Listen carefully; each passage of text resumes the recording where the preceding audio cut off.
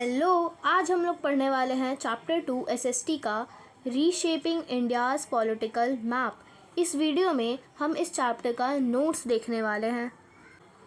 ये topic wise notes है, ठीक है। और इस वाले चैप्टर में हम लोग मेडिवल हिस्ट्री के बारे में पढ़ने वाले हैं। तो चलिए स्टार्ट करते हैं इंट्रोडक्शन से।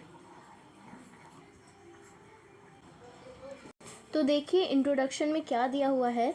From early 11th century, India entered a new phase marked by repeated invasions from beyond the Hindu Kush mountains, mainly by Central Asian, Turkish and Afghan rulers। ठीक है, तो 11th सेंचुरी के starting से ही India एक ऐसे phase में inter कर गया था जहाँ पे बहुत सारे इन्वेजन्स होते थे। इन्वेजन्स का मतलब होता है हमला करना, ठीक है। तो बियॉन्ड हिंदू कुश माउंटेन, तो हिंदू कुश माउंटेन से वहाँ से हमले आते थे, ठीक है। जो कि कौन करता था, तो एशियन, सेंट्रल एशियन, टर्की और अफ़गान रूलर्स किया करते थे, ठीक है। ये जो इन्वेजन्स होते थे, unlike early conflicts, were more intense and aimed at gaining wealth, territory and sometimes spreading their own religion through force. ये इन्वेजन्स में जो कन्फ्लिक्ट होते थे ना, ये बहुत इंटेंस थे और इसमें ऐसा एम किया जाता था कि हमें वेल्थ को कमाने के लिए ये लड़ाइयाँ होती थी, टेरिटरी के लिए, अपने टेरिटरी के एक्सपैंड करने के लिए होता था, और कभी कभी तो रिलीजन को स्प्रेड करने के लिए भी होता था।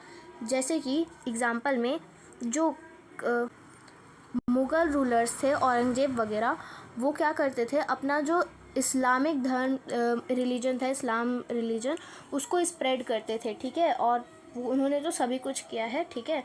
इसमें से जो भी यहाँ पे दे रखा है सभी कुछ उन्होंने कर रखा था। तो यही किया था कि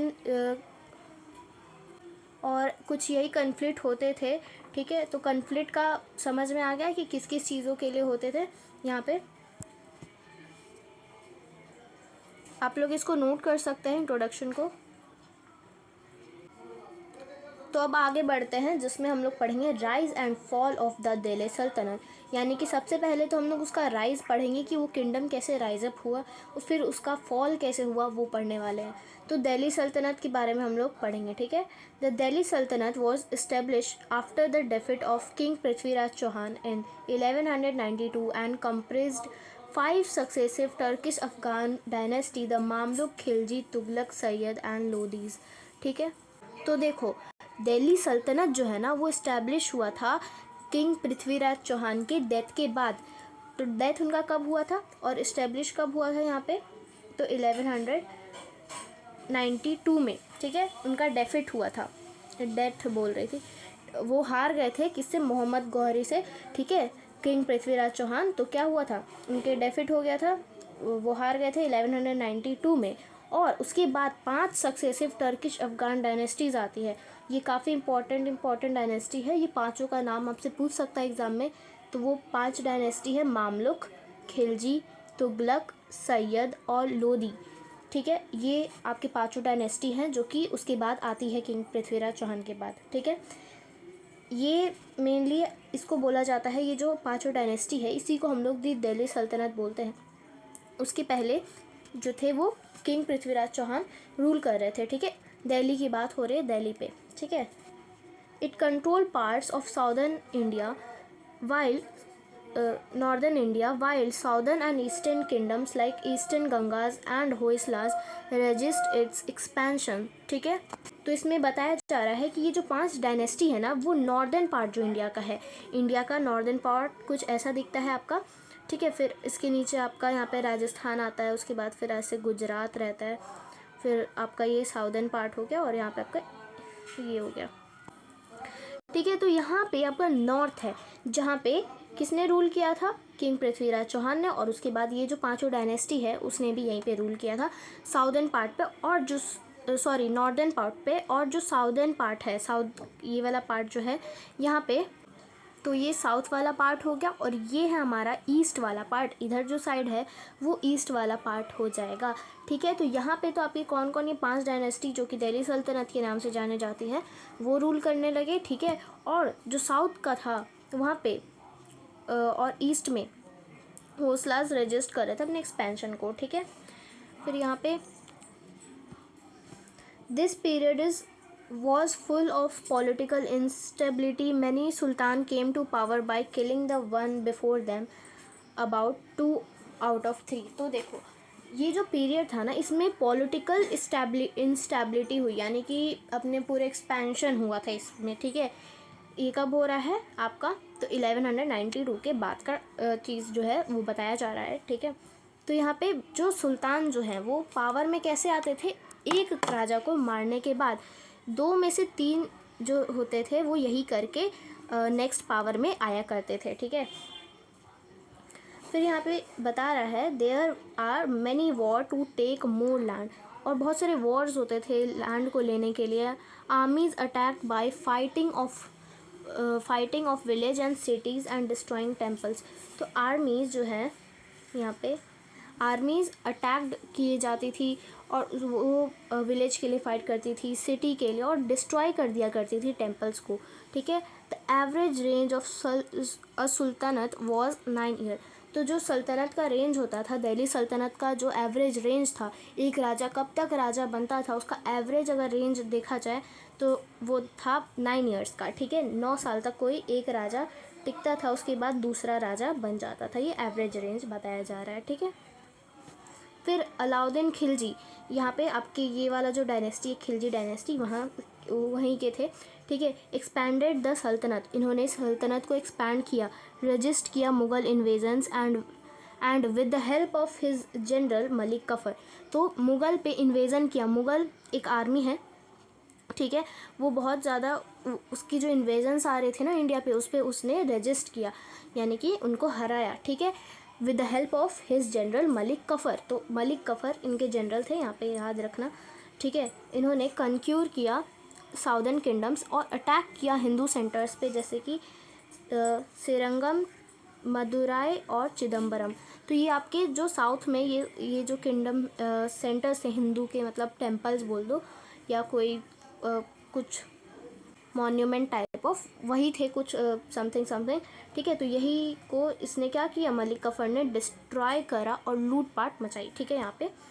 फिर यहाँ पे लेटर मोहम्मद बिन तुगलक, जो कि तुगलक डायनेस्टी से थे, यहाँ पे तुगलक डायनेस्टी, ठीक है, united much of the subcontinent for the first time since the Mauryan empire, but face challenges due to poorly executed plans such as shifting the capital to Daulatabad and introducing token currency which leads to economic decline। तो देखो क्या होता है, मोहम्मद बिन तुगलक ये बहुत important king है, ठीक है। आपको मैं बता दूँ, ये ना इतना उन्होंने अपने टाइम में एक्सपैंड किया था जितना मौर्यन एम्पायर में एक्सपैंड होता है, यानी कि पूरा एकदम पाकिस्तान वाला रीजन वगैरह एक्सपैंड किया था। आपको यहाँ पे आपके NCERT के बुक में दिया हुआ है कि कितना एक्सपैंड किया था, ठीक है, आप लोग वहाँ से चेक आउट कर सकते हो, ठीक है। इन्होंने काफ़ी ज़्यादा एक्सपैंड किया था, लेकिन इनके जो प्लान्स है ना वो अच्छे से नहीं उसको फॉलो कोई किया, और अच्छे से पुअरली एग्जीक्यूटेड प्लान्स थे। जैसे कि उन्होंने अपना जो दिल्ली से जो कैपिटल है वो दौलताबाद शिफ्ट कर लिया था। दौलताबाद आपका महाराष्ट्र के साइड पड़ता है,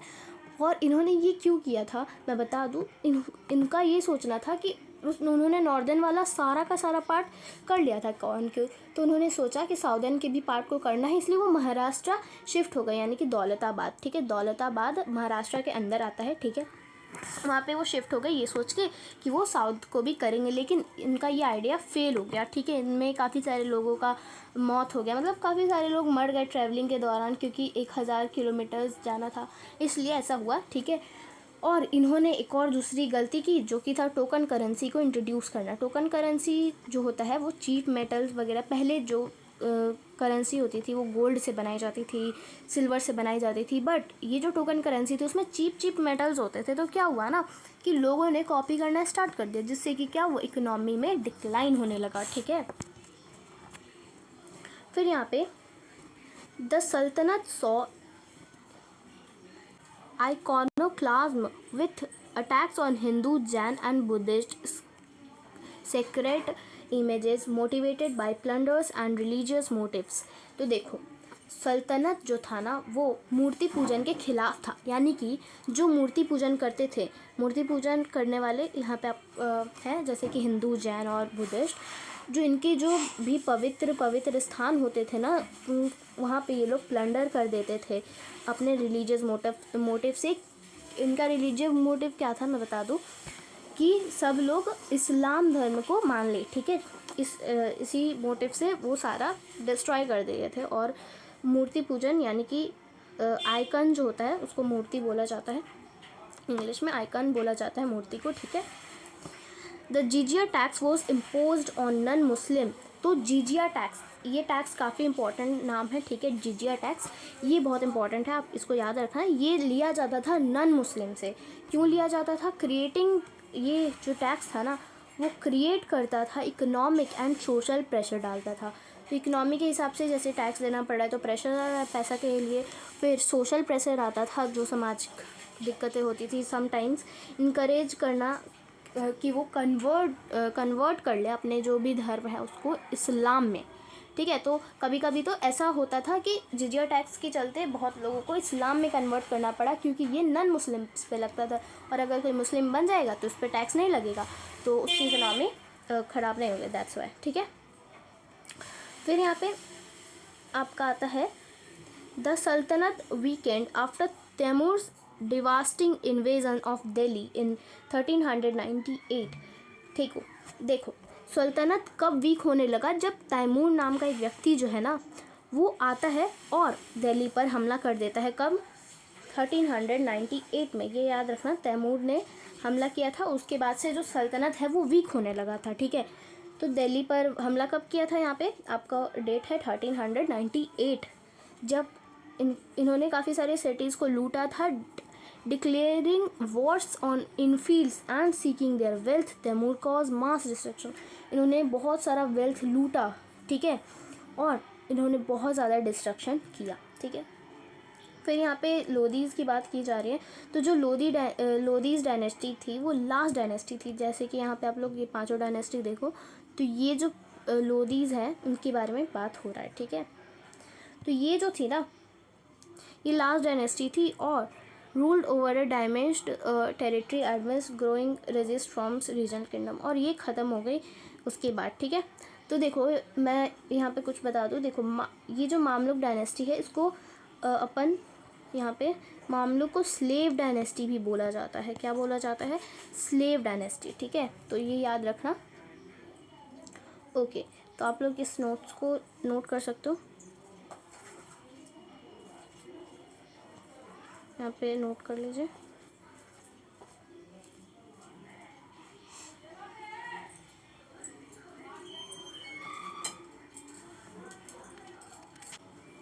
ओके, अब हम लोग आगे चलते हैं। रेजिस्टेंस टू दिल्ली सल्तनत, ठीक है। अब दिल्ली सल्तनत पे रेजिस्टेंस देखने वाले हैं इसमें, ठीक है।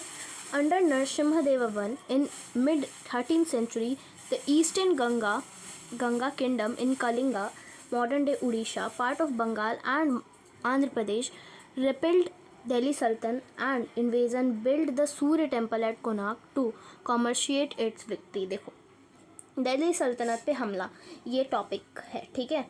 इसको फिर जो नरसिम्हदेव वन है ना, यहाँ पे उन्होंने मिड 13th century में, यानी कि 13th century के बीच में हमला कर दिया था। देखो 13th century का मतलब है 1200 से लेके 1299 का जो पीरियड होता है उसको हम लोग 13th century बोलेंगे, ठीक है।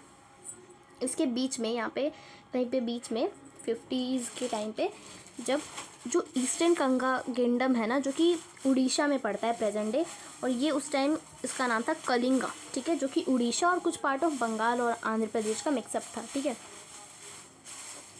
यहाँ उन्होंने दिल्ली सल्तनत पे हमला कर दिया और वहाँ पे सूर्य टेम्पल बनाया, कहाँ पे? कोणार्क में, और उसकी विक्ट्री कॉमर्शिएट किया, ठीक है, ठीक है। तो अब देखो यहाँ पे फिर क्या हुआ, अराउंड 1330 में और 1330 से 1336 तक Telugu chieftains led by Mansuri Nayakas united more than 75 leaders to defeat the Delhi Sultanate forces and expel Muhammad bin Tughlaq armies from Warangal, highlighting strong social oppositions, ठीक है। तो क्या हुआ, 1330 से 1336 तक तेलुगु के जो चीफ्टेंट हैं जो कि मंसूरी नायक लीड करते थे, उन्होंने 75 लीडर्स को साथ में किया, ठीक है, और दिल्ली सल्तनत को डेफिट कर दिया, ठीक है।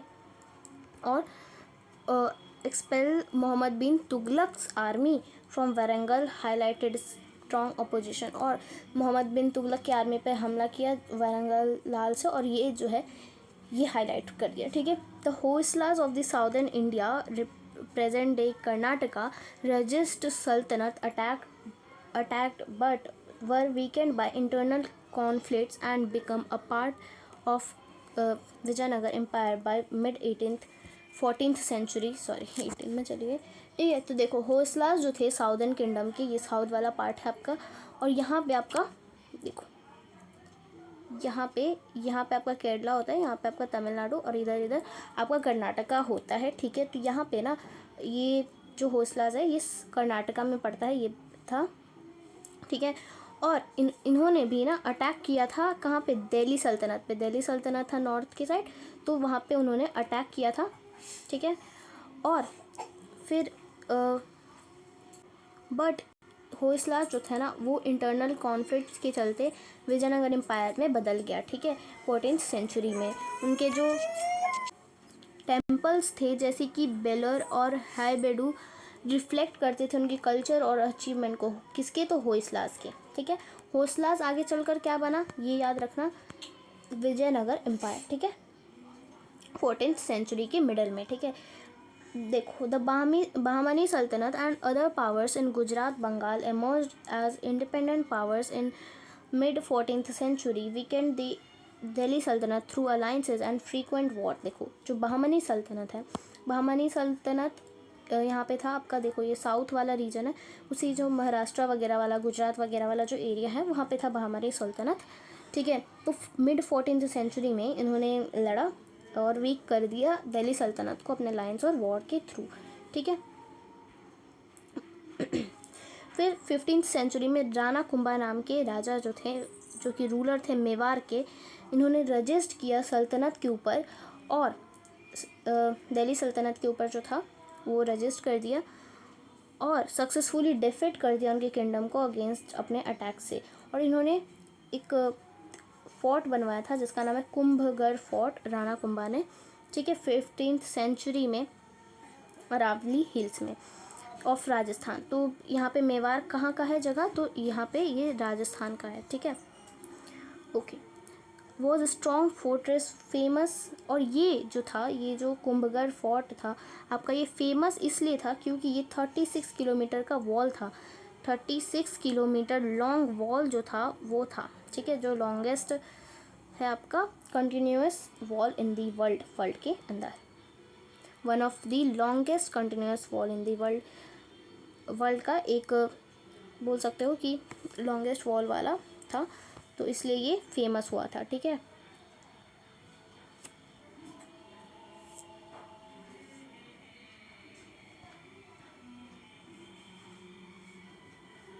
तो अब तुम लोग इसको नोट कर सकते हो।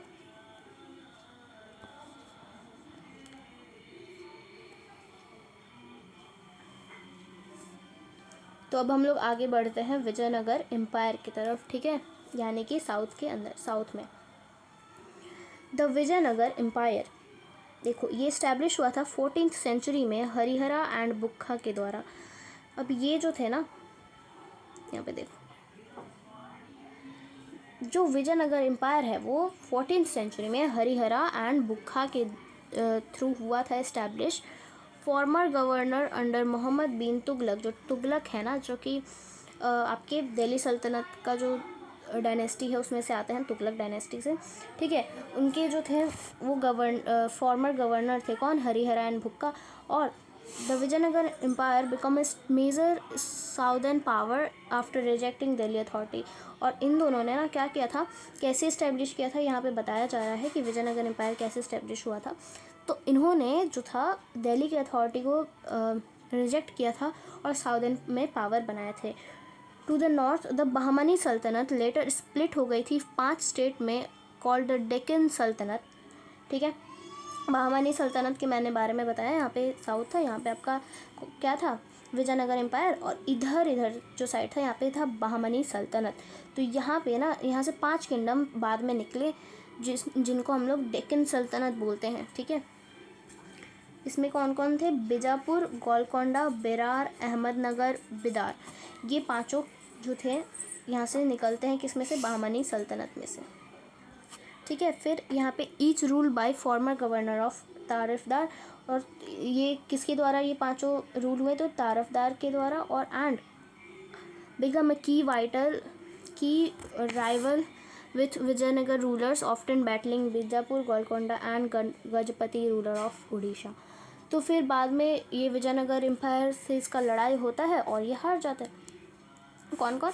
तो कौन कौन से बैटल होता है? बीजापुर और गोलकोंडा और गजपति जो कि उड़ीसा में, देखो इसमें से है बीजापुर और गोलकोंडा, इन्हीं से इनका लड़ाई होता है, ठीक है। तो ये था आपका विजयनगर एम्पायर का स्टार्टिंग जो हुआ था उसके बारे में। इसको तुम लोग नोट कर लिए होगे। चलो, कृष्णदेव राय, अब इनके बारे में पढ़ लेते हैं। कृष्णदेव राय जो है वो विजयनगर एम्पायर के मोस्ट सक्सेसफुल रूलर इन्हें माना जाता है, क्योंकि इनके टाइम पे एक्सपैंड बहुत ज़्यादा हुआ था जो रीजन है वो, ठीक है। ड्यूरिंग 16th सेंचुरी, ये कब इस्टेब्लिश हुआ था ये याद रखना। देखो, विजयनगर एम्पायर 14th सेंचुरी में इस्टेब्लिश हुआ था, और ड्यूरिंग 16th सेंचुरी में कौन आया था? कृष्णदेव राय आए थे, मतलब रूलर बने थे, ठीक है। द विजयनगर एम्पायर रीच्ड, तो 16th सेंचुरी में अपने जो विजयनगर एम्पायर है वो अपने स्ट्रॉन्गेस्ट पॉइंट पे पहुंच गया था अपने रूलर के थ्रू, यानी कि एकदम पीक पे उनका रूल था, यानी कि उन्होंने काफ़ी ज़्यादा अच्छा एक्सपैंड वगैरह किया था और डेवलप किया था, ठीक है।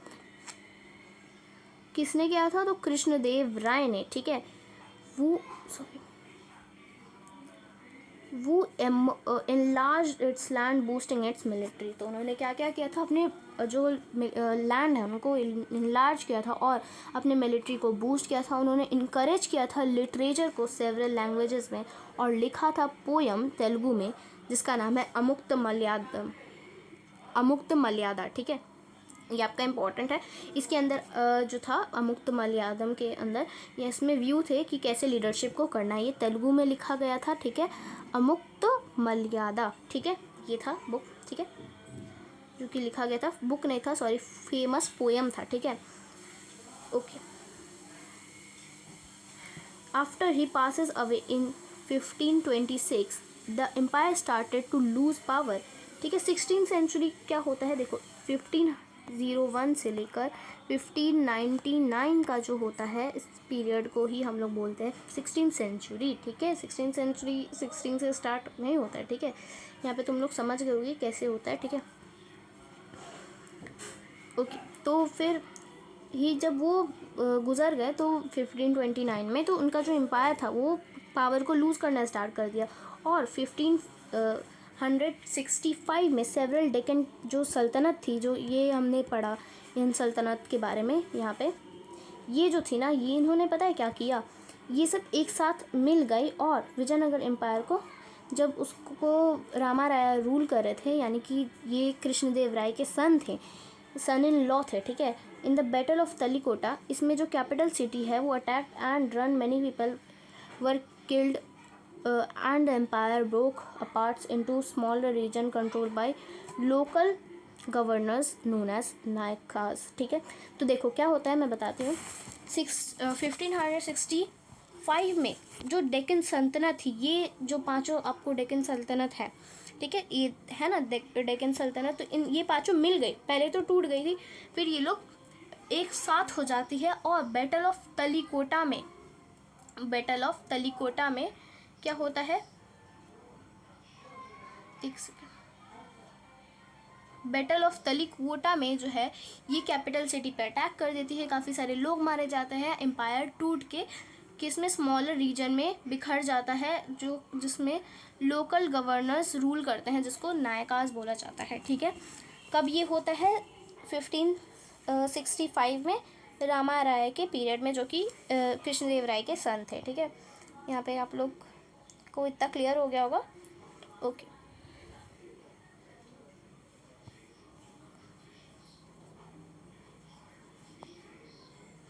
इसको आप लोग नोट कर सकते हैं। तो इस वीडियो में इतना ही। अब आगे का जो भी है हमारा उसको हम लोग अगले पार्ट में कर लेंगे, ठीक है। कैसा लगा ये नोट्स तुम लोग बताना मुझको, ठीक है। तो चलो बाय।